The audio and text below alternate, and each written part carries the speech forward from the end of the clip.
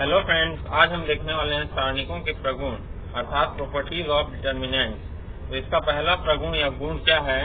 यदि किसी सारणी की किसी पंक्ति या किसी स्तंभ के सभी अवयव शून्य हो तो उस सारणी का मान शून्य होता है। ऐसे एग्जाम्पल में देखते हैं, इसमें द्वितीय पंक्ति का मान शून्य है, द्वितीय पंक्ति के सभी अवयवों का मान शून्य है, अतः इसका जो सारणिक का मान होगा वह शून्य होगा। यह पहला इसका गुण है। दूसरा गुण क्या कहता है?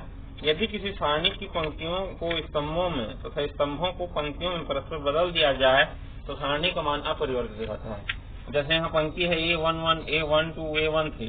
इस पंक्ति को हम स्तंभ में बदल देते हैं A1, A12, A13। इसी प्रकार दूसरी पंक्ति को दूसरे स्तंभ में बदल दिए, तीसरी पंक्ति को तीसरे स्तंभ में बदल दिए, या फिर कहें कि पहले स्तंभ को पहली पंक्ति बना दिए, दूसरे स्तंभ को दूसरी पंक्ति बना दिए, तीसरे स्तंभ को तीसरी पंक्ति बना दिए। तो पंक्तियों को स्तंभों में या स्तंभों को पंक्तियों में, सारे पंक्तियों को सारे स्तंभों में और सारे स्तंभों को सारे पंक्तियों में बदल देने पर सारणी का मान वही रहता है, अर्थात दोनों बराबर होते हैं, अपरिवर्तित रहता है। तीसरा गुण क्या है? यदि किसी सारणी की किन्हीं दो संलग्न पंक्तियों या स्तंभों को परस्पर बदल दिया जाए तो सारणी के मान में केवल चिन्ह बदल जाता है। अर्थात यदि प्रथम पंक्ति को द्वितीय पंक्ति बना दिया जाए और द्वितीय पंक्ति को प्रथम पंक्ति बना दिया जाए, अर्थात संलग्न दो पंक्तियां हों, तो सारणी का मान तो वही रहता है लेकिन चिन्ह बदल जाता है। अर्थात यहाँ पे अगर सारणी डेल्टा सारणी equal to A11, A12, A13, A21, A22, A23, A31, A32, A33 है, तो अगर इसके दो संलग्न पंक्तियां A11 वाली R1 पंक्ति और दूसरी R2 पंक्ति, ये R1 पंक्ति और दूसरी R2 पंक्ति, इन दोनों को इंटरचेंज कर दिया गया है। यहाँ पे R2 कर दिया गया है और ये R1 कर दिया गया है। तो ऐसे करने पर सारणी का मान बदल जाता है, माइनस डेल्टा आ जाएगा, delta dash equal to minus delta. ठीक, ये सारणी के तीन गुण हो गए। चौथा गुण है, यदि किसी सारणी की किसी पंक्ति या स्तंभ के सभी अवयवों को किसी संख्या से गुणा कर दिया जाए तो सारणी के मान भी उस संख्या से गुणा हो जाता है। माना सारणी बराबर है A11, A12, A13, A21, A22, A23, A31, A32, A33।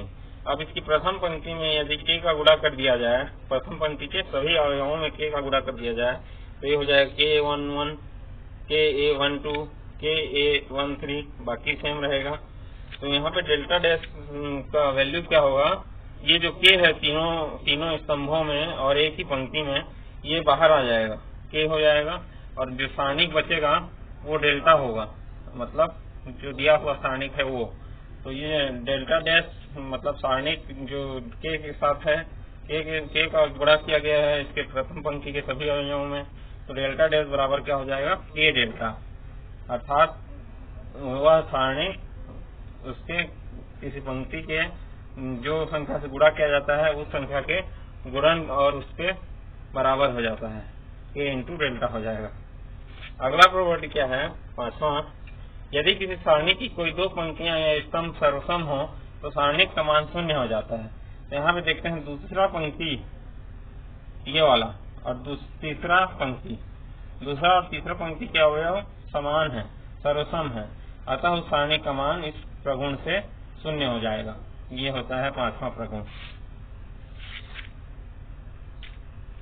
छठवां प्रगुण है, यदि किसी सारणिक में किसी पंक्ति या स्तंभ के सभी अवयव दो राशियों के योगफल या अंतर हो, किसी पंक्ति या स्तंभ के सभी अवयव दो राशियों के योगफल या अंतर हो तो उस सारणी को उसी क्रम के दो सारणिकों के योग या अंतर के रूप में लिखा जा सकता है।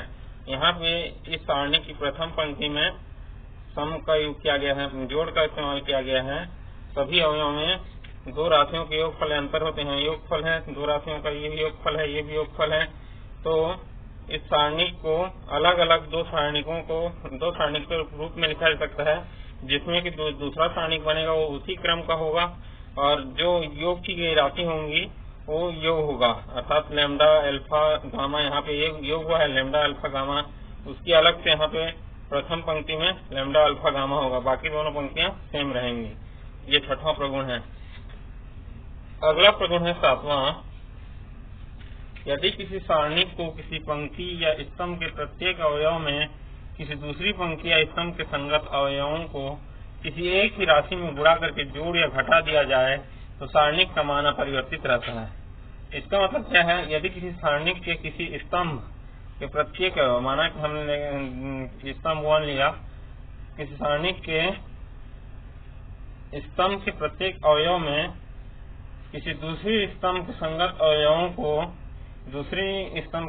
अवयवों को एक ही राशि लैम्डा से गुणा करके जोड़ या घटा दिया जाए, जोड़ देते हैं तो सारणिक का मान अपरिवर्तित रहता है, अर्थात A = B। इसको अगर हम A से डिनोट करें, इसको हम B से डिनोट करें तो A = B, अर्थात किसी भी पंक्ति या किसी भी स्तंभ में उसके दूसरे पंक्ति या दूसरे स्तंभ के साथ किसी एक ही संख्या का गुणा हुआ हो, उसको योग या घटाव कर सकते हैं। यह है प्रगुण नंबर 7।